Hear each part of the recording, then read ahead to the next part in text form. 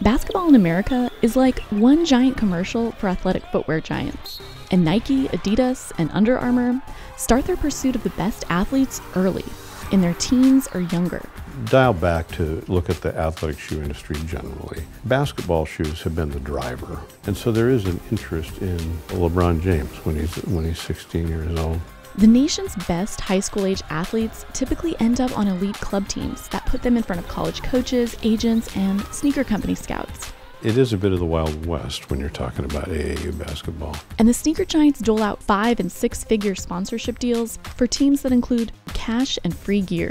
There's an undercurrent of folks who are trying to build these kind of relationships with the notion that the payoff comes down the line. The sneaker wars actually started decades ago, but it was the debut of the first Air Jordans in 1985 that changed everything. It was a runaway hit for Nike, with sales in excess of $100 million in the first year.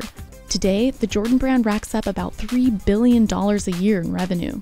It's that magic that sneaker companies have been trying to replicate ever since. It does bring a brand legitimacy and visibility that you probably can't get with your target audience anyplace else.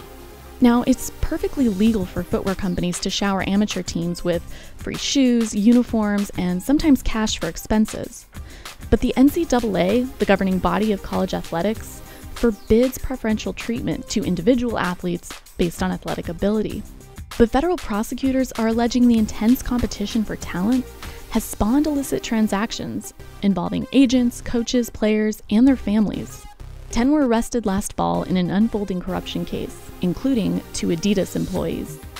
If you take so much as $1 from somebody for playing, you're going to be ineligible for that. The corruption scandal raised questions about the future of sponsored leagues and whether the big 3 shoe companies would reconsider their commitment to grassroots ball.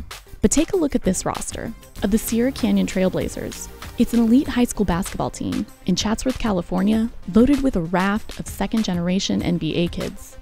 That's Scottie Pippen Jr., Kenyon Martin Jr., and Dwayne Washington Jr.